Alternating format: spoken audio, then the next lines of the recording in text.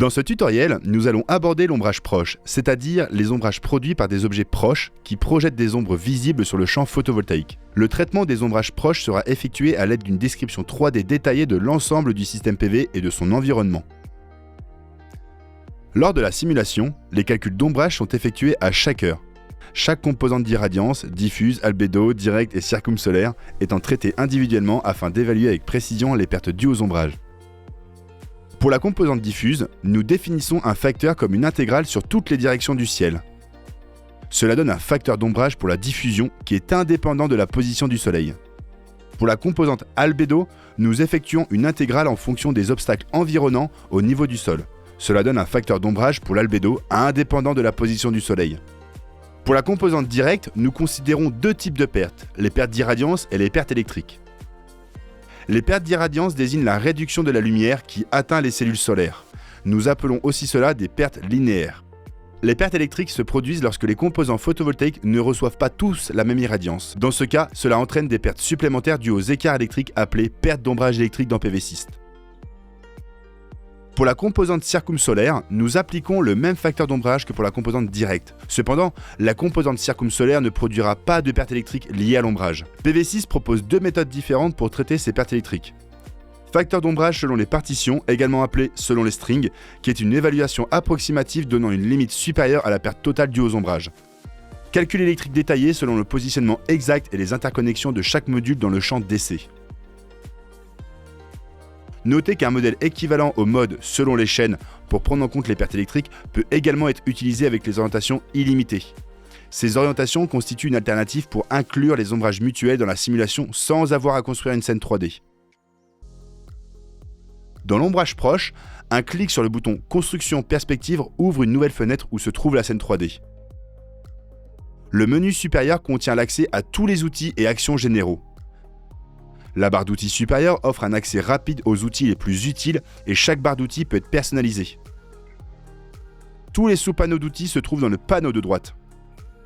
Vous pouvez trouver la liste de tous les objets actuels de la scène, la gestion des orientations ainsi que les groupes d'objets et les zones de table dans l'onglet des objets de la scène. Dans le menu Fichier, vous trouvez des options telles que Lire une scène, Bâtiments et objets, si vous souhaitez importer des éléments déjà créés et enregistrer dans votre espace de travail. Vous pouvez également importer une scène 3D dans différents formats, ainsi qu'importer des images satellites et la topographie depuis le web pour votre site spécifique. Pour inclure les données de topographie, activez cette option.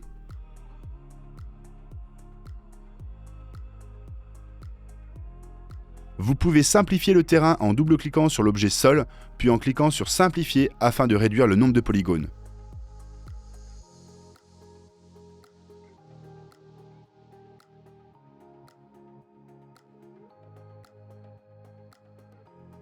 Dans le menu Créer, vous pouvez créer de nouveaux objets.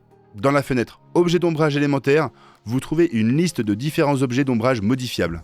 Certains types d'objets peuvent être définis comme fins. Cela réduira leur effet d'ombrage électrique du pourcentage indiqué.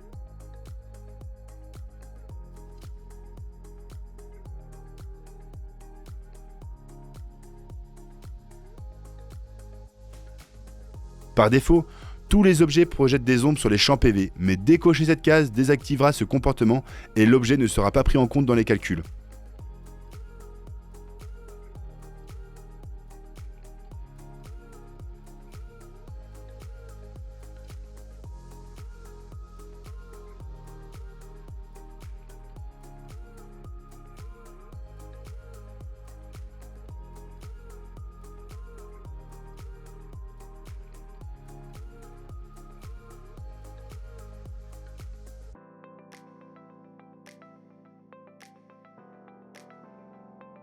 Dans le menu Créer, vous trouverez également la possibilité de créer tout type de plan et de champ photovoltaïque.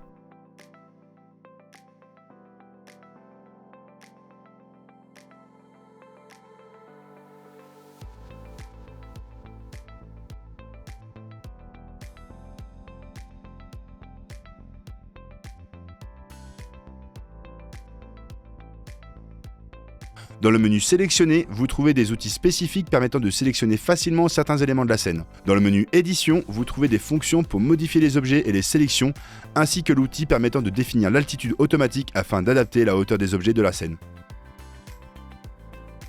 Dans le menu Transformer, vous pouvez par exemple transformer des dômes, système Est-Ouest, en deux ensembles de plans fixes inclinés ou encore transformer des plans fixes inclinés en tracker. Il est également possible de transformer une surface en plan photovoltaïque. Activez l'option de rendu et cliquez sur la surface que vous souhaitez transformer en plan PV. Vous pouvez soit faire un clic droit, soit aller dans l'onglet Transformer pour convertir toute la surface en zone PV.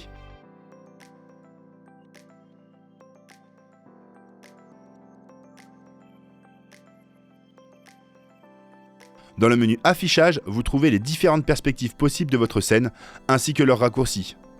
Dans les options de rendu, vous pouvez par exemple activer les ombres en temps réel.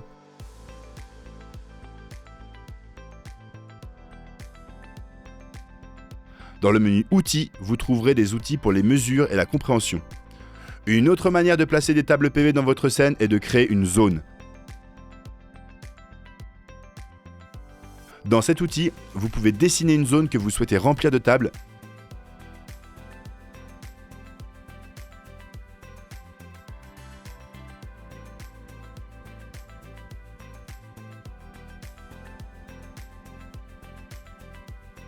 Définir les propriétés du champ, puis cliquer sur Remplir la zone.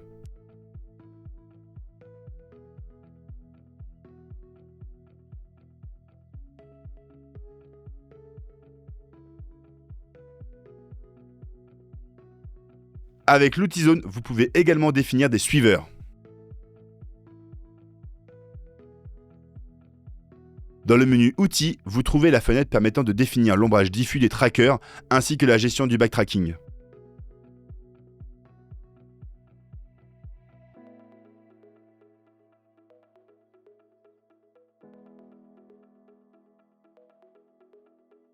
Dans le menu Outils, vous trouvez également la liste et la gestion des objets, CTRL-G.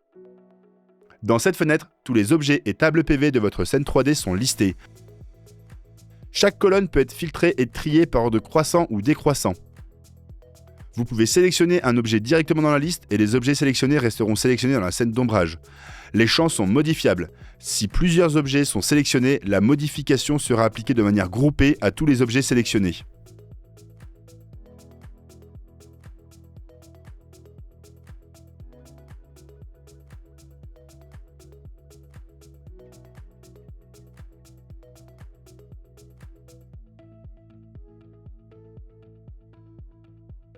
Dans l'outil de gestion des orientations, vous trouvez une liste des orientations définies ainsi que le nombre de modules PV dans chaque orientation.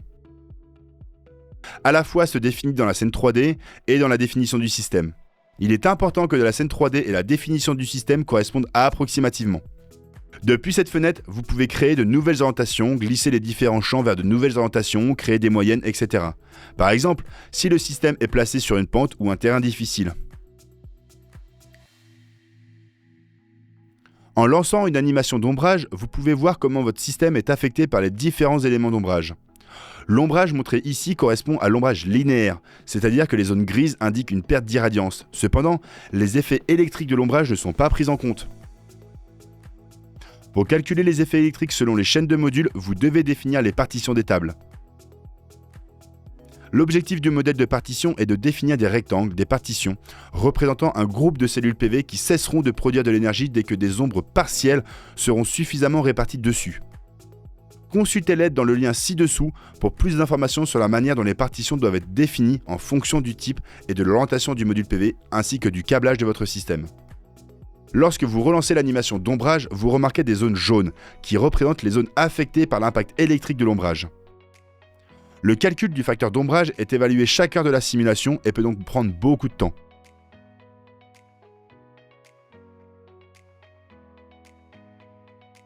Lorsque vous utilisez l'option « Selon les chaînes de modules », vous pouvez choisir entre un mode de calcul rapide ou lent.